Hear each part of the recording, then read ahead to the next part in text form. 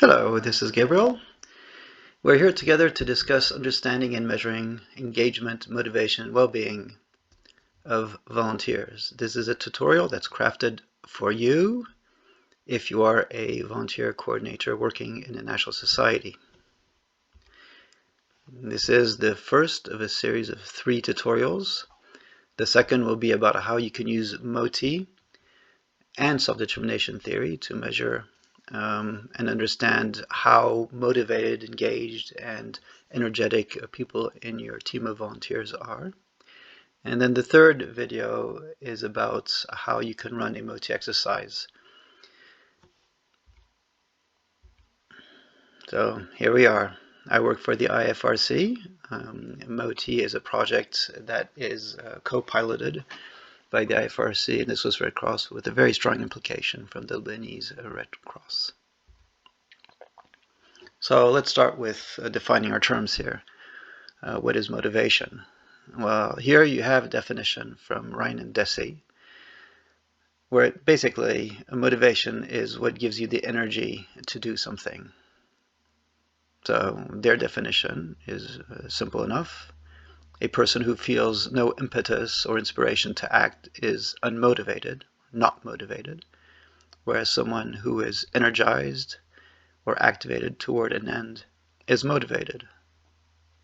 Now, one of the most successful theories of human motivation is self-determination theory. This is an old theory by the standards in psychology. It was created by these 2 gentlemen in the late 80s, early 90s.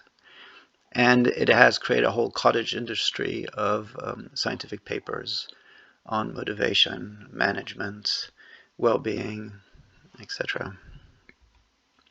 So, what's motivation? In very simple terms, we have 2 types of motivation.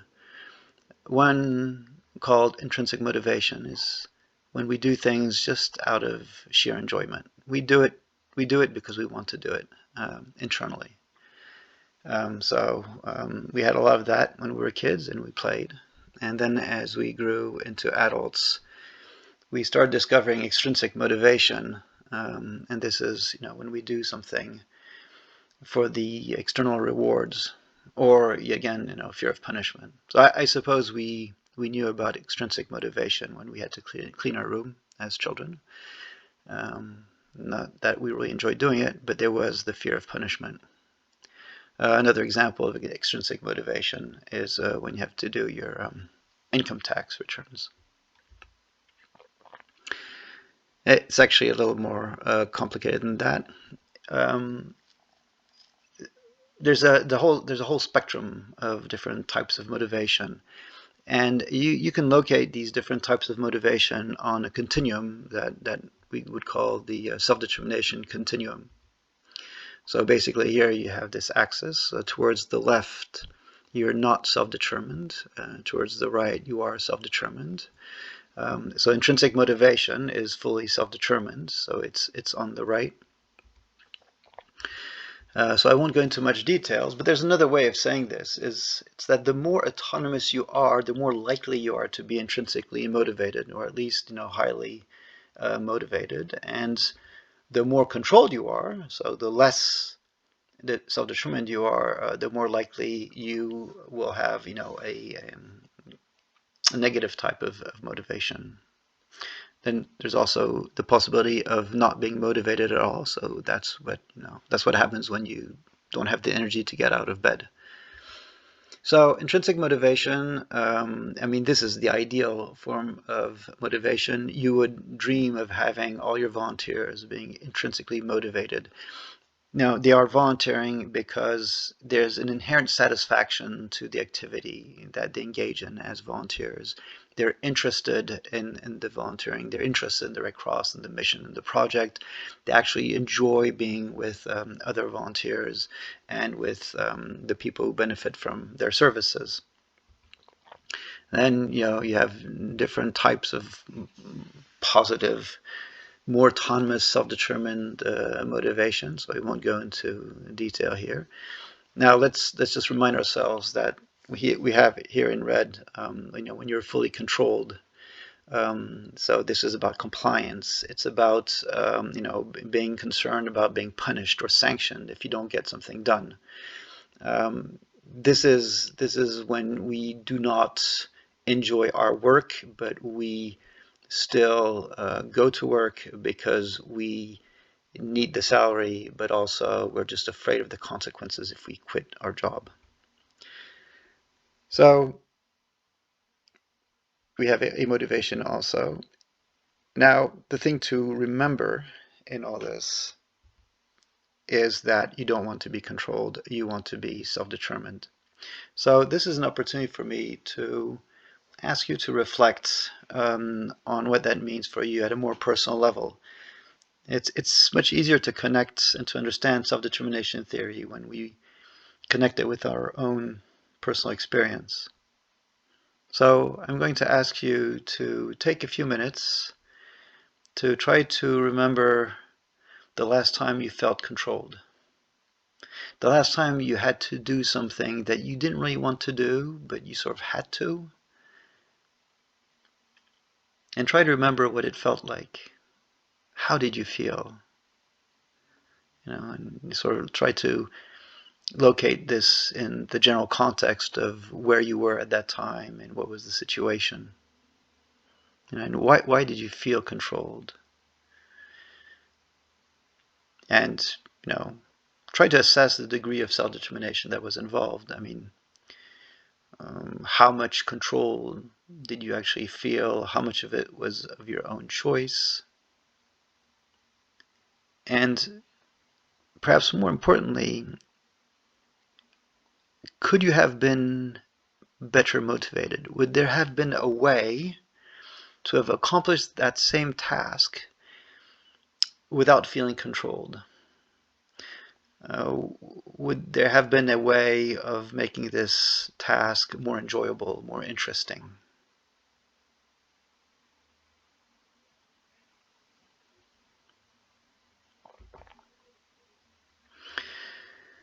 So hold that thought, and let's proceed with self-determination theory. So self-determination theory is based on the idea that we all have three basic psychological needs. The need for autonomy or empowerment or feeling self-determined. That's the ability to be free to do and say, what you think is right. The second need is the need for belonging or relatedness, as being part of a group where we feel trusted, safe, and respected. And the need of competence or personal mastery, or of the need to feel confident that I will deliver on my commitment, that I will be able to contribute meaningfully to the team endeavor, because I'll just manage. So this is about self-confidence as much as it is about mastering technical skills. Now, if these three needs are met, then it is very likely that we are autonomously motivated. And that will determine the type of motivation that you will feel. So right now, as you're watching this video, how is your motivation? And as you reflect on your motivational level, you might want to write down one or two emotions that you're feeling right now. Well, as you reflect on your motivational level, try to connect these with the needs that are being met. So right now, are you listening to this video because you want to or because you're forced to? So is this an autonomous decision on your part? Does this video perhaps, or the topic of this video, help you feel a heightened sense of belonging to the Red Cross perhaps, or to your team, or to your national society? Do you feel that right now you'll be enhancing your competence? So try to see, and you can sort of check the appropriate boxes. If right now one, two, or three of these needs are being met, and if they're not being met, ask yourself what is what is the situation? Why is it that these needs are not being met right now as we speak, or rather as you listen?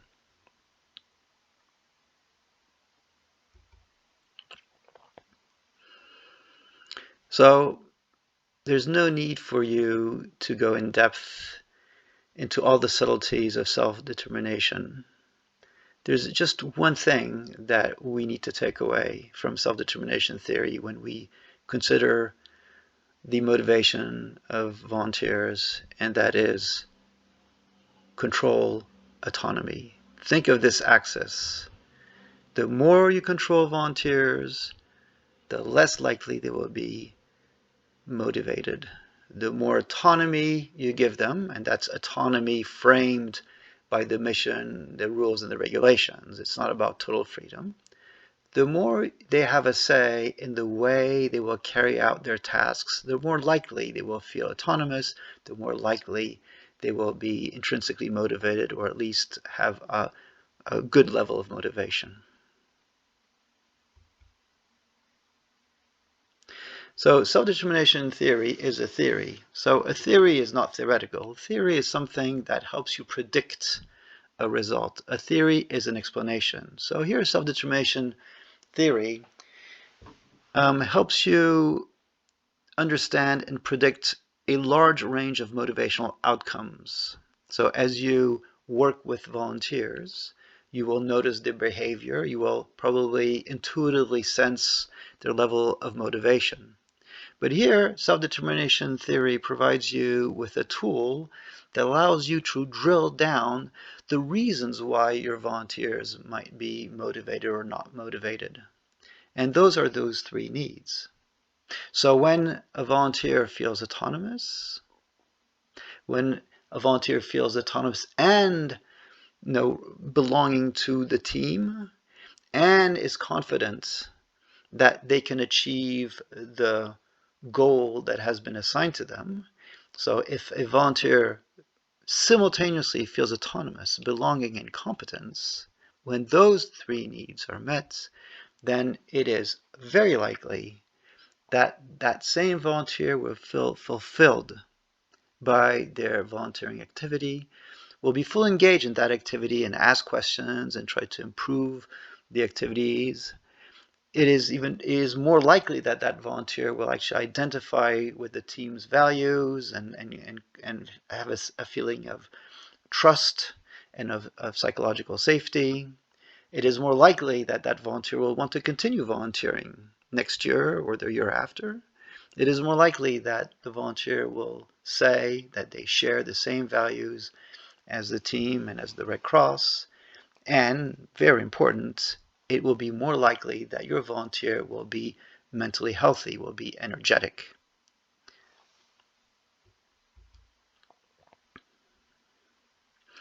So now, how do volunteers, become more autonomous and have a greater sense of belonging and competence? Well, this is where you, as a team leader, come into play.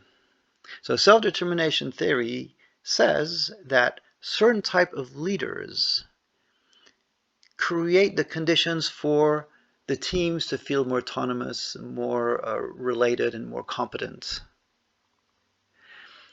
So think about your own leadership skills. Think about how you interact with volunteers. If you support and encourage their autonomy, if you create a safe environment where the team members support each other, and if you manage the activity and reward people with at least recognition for their efforts, so that everyone feels appreciated for their efforts and therefore feel competent, then it is likely that thanks to your leadership skills, your volunteers will feel autonomy, belonging, and competence, and therefore have higher levels of motivation and engagement. So there's a sub-theory to self-determination theory, which is called leader autonomy support. And Moti is actually a way for you as a team leader to get feedback on your leadership skills.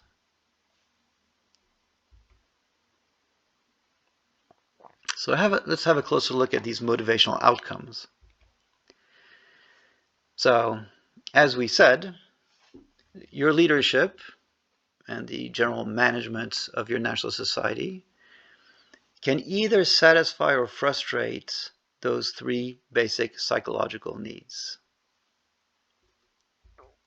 So when people's basic needs are satisfied, they are more likely to be intrinsically motivated.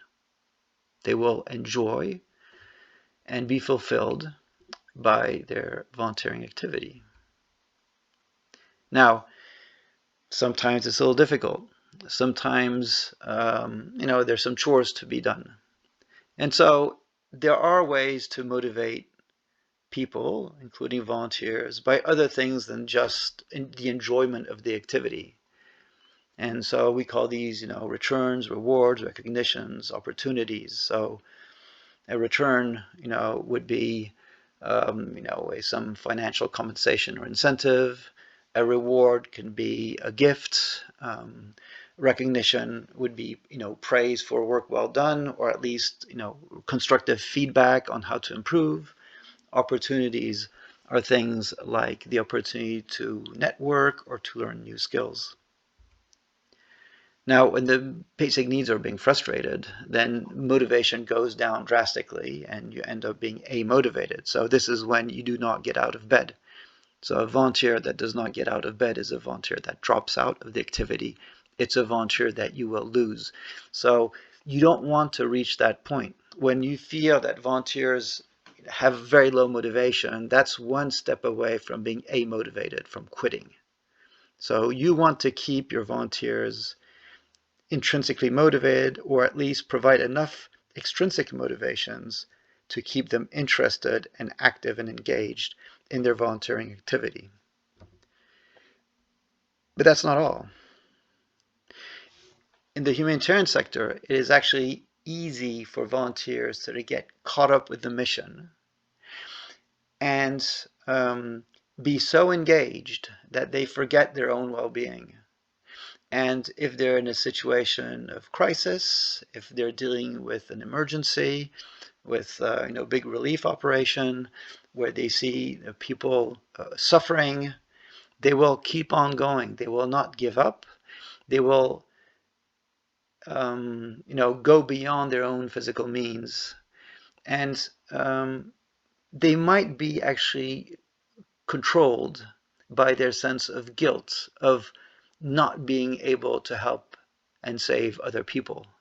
And so these volunteers are candidates for burnout. They're under too much stress and under too much anxiety.